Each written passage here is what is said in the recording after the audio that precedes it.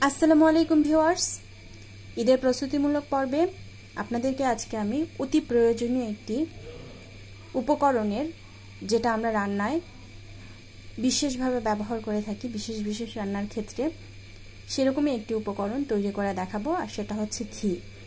এই ঘিটা আমরা খুব সহজেই দুধের সর দিয়ে বাসায় তৈরি করে ফেলতে পারি। তো দুধের সর দিয়ে কিভাবে অতি সহজে আপনারা বাসায় বাটার এবং সেই বাটার থেকে ঘি তৈরি করতে পারবেন সেটাই আপনাদেরকে দেখিয়ে দেব। আশা করব আপনাদের ভালো লাগবে। আর যদি ভালো লাগে তাহলে অবশ্যই আমাদের এই ভিডিওটিতে লাইক, কমেন্ট এবং শেয়ার করতে ভুলবেন না। সেই সাথে আমাদের চ্যানেলটাকে সাবস্ক্রাইব করতে ভুলবেন না। তো চলুন আমাদের মূল প্রসেসে চলে যাই। দেখুন দর্শক, হোমমেড বাটার এবং ঘি বানানোর জন্য আমি এখানে 5 লিটার দুধের সর জমিয়েছিলাম। আমার বেশ কিছুদিন সময় লেগেছে, প্রায় 4 সপ্তাহের মতো। আপনাদের দুধটা যতটা খাঁটি হবে সরও তত বেশি পড়বে, আর আপনারা তত তাড়াতাড়ি সরটা জমিয়ে ফেলতে পারবেন বেশি পরিমাণে। তো আমি এখানে 5 লিটার দুধের সর নিয়ে নিয়েছি। এখন এটা আমার ডিপ ফ্রিজে জমা করা ছিল। আমি 1 ঘন্টা আগে বের করে নিয়ে এটাকে নরমাল করে নিয়েছি, একদম নরম হয়ে গেছে। এখন এটাকে আমি একটা ইলেকট্রিক বিটার দিয়ে বিট করে নেব।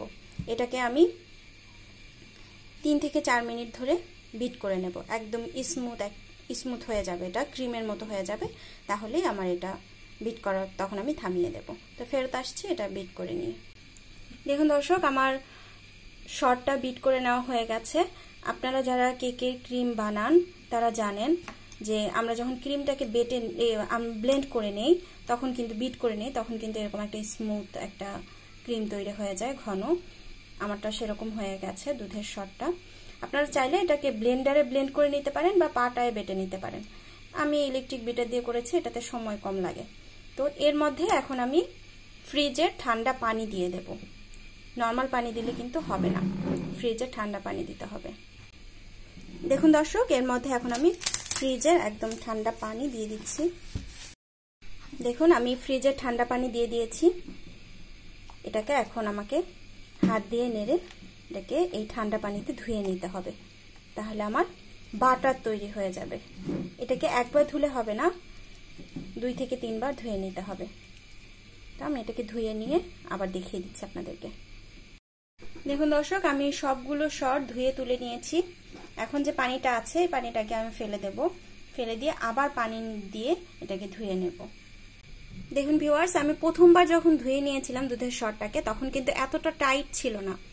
এখন আমি দ্বিতীয়বার যখন এটাকে ধুয়ে নিচ্ছি, তখন কিন্তু আমার এটা বাটারের মতো ঘনত্বে চলে এসছে। এটা অনেক টাইট হয়ে গেছে।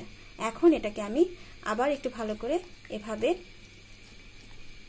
মাখিয়ে নিয়ে তুলে নিয়ে আমি যদি এটাকে একটা বাটিতে রেখে দেই নর্মাল ফ্রিজে, তাহলে এটা বাটার হয়ে যাবে, আনসল্টেড বাটার হয়ে যাবে। কিন্তু আমি আজকে বাটার তৈরি করব না, আমি এটা দিয়ে ঘি তৈরি করব। তাই আমি এটাকে পানি থেকে ধুয়ে আবার তুলে নেব। দেখুন দর্শক, আমার বাটারগুলো এখন আমি একটা কড়াই দিয়ে দিচ্ছি। এটা আস্তে আস্তে চুলোর জালে অটোমেটিক গলে যাবে।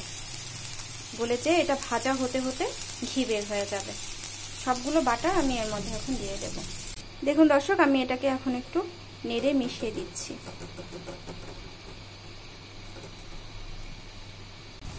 দেখুন দর্শক, আমার বাটারটা ভাজা হয়ে হয়ে আমার ঘিটা আলাদা হওয়া শুরু হয়ে গেছে। এ পর্যায়ে একটু ছানা ছানার মতো দেখা যাচ্ছে। এটা এরকম হবে। এটা এই সলিড অংশগুলো ভাজা হয়ে হয়ে আমার ঘিটা বের হবে। তো এগুলো যখন ব্রাউন কালার হয়ে যাবে, তখন আমার চুলার ফ্লেমটা আমি বন্ধ করে দেব। তো ফেরত আসছি আমার এই সলিড অংশগুলো ব্রাউন কালার হয়ে যাওয়ার পর। দেখুন দর্শক, আমার ঘিটা তৈরি হয়ে গেছে। এখানে হাফ কাপ ঘি হয়েছে, এটা 1 কাপ, এটার অর্ধেক হয়েছে, তার মানে হাফ কাপ ঘি হয়েছে। আমার 5 লিটার দুধের সর থেকে 250 গ্রামের মতো বাটার পেয়েছি আমি। সেখান থেকে 100 গ্রামের মতো বাটার আমি রেখে দিয়েছি, আর 150 গ্রাম বাটার দিয়ে আমি এই ঘিটা বানিয়েছি। 150 গ্রাম বাটারে আমার হাফ কাপ ঘি হয়েছে। তো এই ছিল সহজেই ঘি বানিয়ে, সহজেই খাঁটি ঘি বাসায় বানানোর প্রসেস। আশা করছি আপনাদের ভালো লেগেছে। আর যদি ভালো লাগে তাহলে অবশ্যই আমাদের চ্যানেলটাকে সাবস্ক্রাইব করবেন। ধন্যবাদ সবাইকে। আসসালামু আলাইকুম।